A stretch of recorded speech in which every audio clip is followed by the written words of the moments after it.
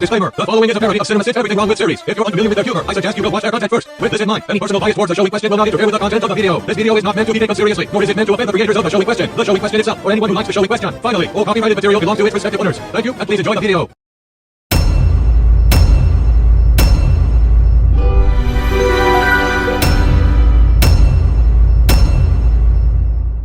What did you think of the ending? I thought it was on page 917. Already off to a brilliantly stupefying start.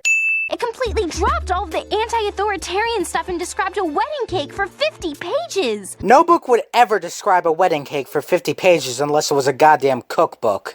I bet, since the books got so popular, the publisher put pressure on the author to water down the end for a larger audience appeal. But A, what kind of sense would it make, both marketing and business-wise, for a publisher to force a half-assed ending to the very tail end of a beloved book series that only idiots would jump into as their first book? Looking at you, Steven. And which possibly only true hardcore fans of the series would read after seeing the rest.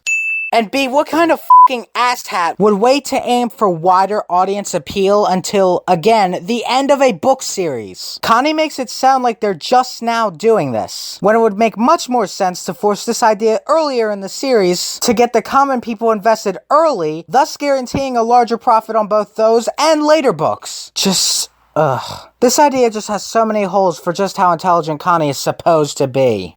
That's my theory anyway. Wouldn't you know it, it's about as far-fetched as a typical game theory. How convenient. The temple door. It opened for me. I can make anything I want in there. I can make us a new ending. Did you just forget about the disturbing, creepy, and downright traumatizing experience you had in the room just, 27 episodes ago? You know, I think I found the perfect comment to describe this phenomenon. Ladies and gentlemen, the trademark Steven Universe Magic Ex Machina ghosts are flying around and making the characters fucking asshats again just for the sake of plot contrivance. We can make anything. Anything? Anything apart from an actually good plot unreliant on forgetting past established plot points, apparently. How about half the Infinity Fair? Oh, that's still Infinity. The smart one, ladies and gentlemen. You should be Archimicarus. What, so he can shed the costume later and marry you? I fucking called it! You thought it was red? The color of the setting sun. The sun sets black over the mine, Steven. How did you expect him to pick up on that very minute detail? God knows he can't even read numbers in order. Lisa and her falcon familiar, Archimicarus, are at the altar, about to get married, but we don't want that ending. Converse shippers want that ending, though. How about a different proposal, Lisa? A business proposal. We can start a business together and sell turkey legs to make money to help out our fellow rebel comrades. That's an even stupider idea than the marriage ending. You think it's okay for me to eat this if I'm a falcon? You are a bird of prey. Rose's room would be good at CinemaSins. Okay, these permits actually got a decent chuckle out of me. What you want. Oh, for f***'s sake, we haven't learned from Lion, have we? Where is Connie?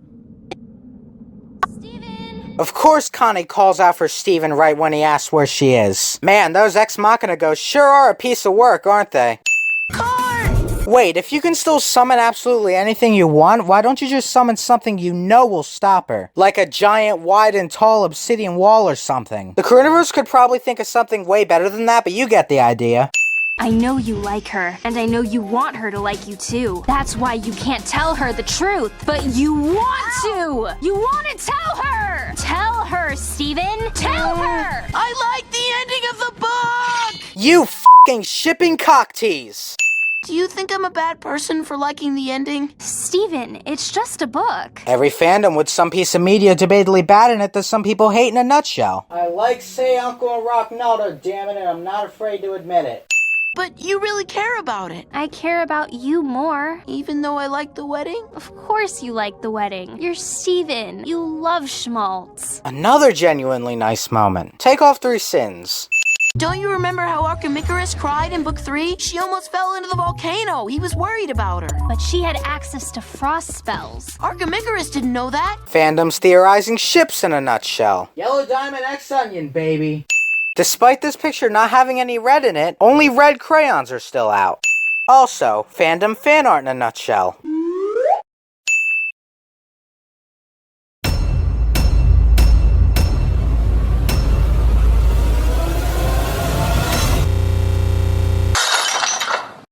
This fucking supersonic bastard can't go a single damn thing right, can he? All his fans ask for is a simple video dissing the problems in the episode, and he can't even fucking pull that easy task off correctly. Sigh. Fine, considering I have some time before the summoning ritual begins, I guess I can take this incompetent chef head's place for a little while.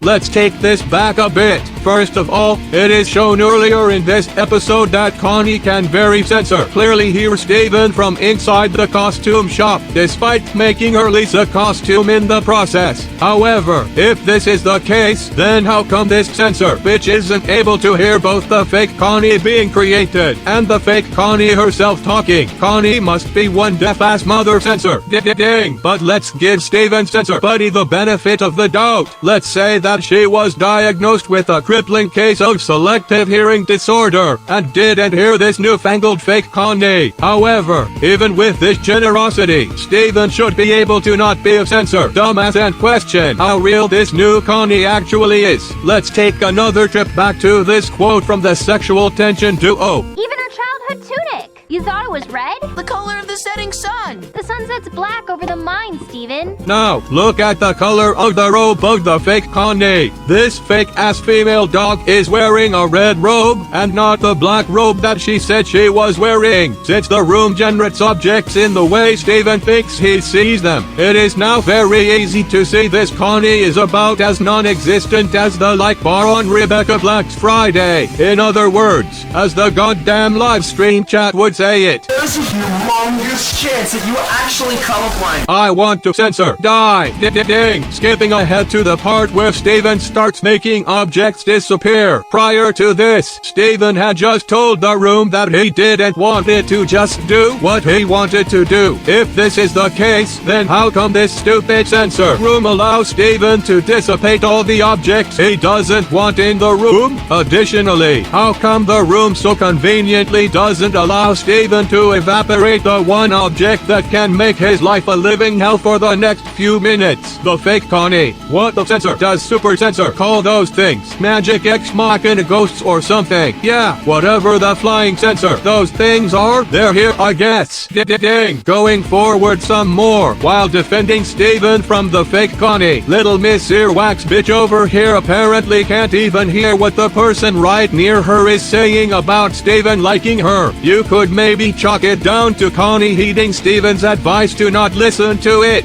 If you're a censor idiot, even if the real bitch tried to not listen to the fake bitch, surely she should have heard at least the I know you like her part of it and censor questioned it a little. Instead it just seems like she turned off her brain and all her censor bodily functions for the minute or so this whole ordeal was going on. Ding. In fact, while this whole fight is going on, why in the name of hell is Steven just laying there and doing censor all to help? Sure, he is pinned down practically on all fours awaiting punishment, sexual innuendo intended, but surely Steven could do something as goddamn obvious as putting up a bubble, trying to roll out from under her, or possibly even summon his shield if he is emotionally stimulated enough, sexual innuendo intended. But no, instead Steven decided to roleplay as a pretty pink bitchoid in distress, which is censor, full censor, and me. And now, for my final trick, I shall not only pull a dick out from under my magic triangle, but I shall also say how much of a bull censor claim Connie being the smart one truly is. I mean, for someone supposedly as smart as Miss Cockney, surely she would have been able to pick up on Steven's reasoning for liking the ending sooner than he did. I mean, Steven is a person who can't forget the concept of the familiar a mere few days after the smart bitch herself tells him. If he can pick up on something as obvious as a ship faster than she can, I believe that Miss Obligatory Love Interest doesn't deserve to be called the smart one between her and Mr. D. Mayonnaise. Ding. There, that is how you properly tear apart a Steven fuckboy episode. Don't worry, ladies and assholes, I shall punish Supersonic 1014 for his sins against the Steven Universe community very shortly. Just you wait.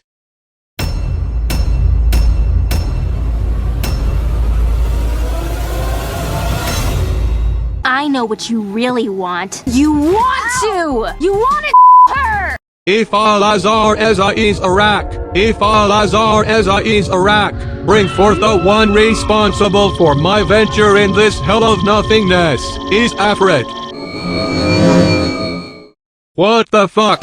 Just teleport his chubby ass over here and let me kick it to bloody chunks. I am sorry, but the object you are trying to transport appears to be protected by some kind of plot armor. From what I can gather, you must gather 3 plot MacGuffins in order to teleport the requested object. Can't you just beam the armor over here and let me blast it straight to the underworld? I'm sorry, sir, but that would violate the law of plot convenience. For fuck's sake, you worthless piece of technological garbage. Sigh. Guess I'll just have to play this like the Legend of Zelda. Alright, where the hell are these ass pains? Under the law of plot convenience, I am allowed to transport the 3 boxes containing these items to your current location, along with telling the 3 clues needed to solve the riddles. Well then, plot convenient hologram, bring forth the first riddle, and I shall solve it with my raw sexiness alone. Wedding cake for 50 pages. Wedding cake for 50 pages. 50 pages. 50 pages. Cake for 50 pages. Wedding page for 50 page. Wedding page for 50 page. Yeah, that cake was worthy of 20 pages. Tops. You want it? Tell her. Want it? Tell her. Steven, tell her. Steven, tell her. No. You want it? Wedding cake for 50 pages. Tell her.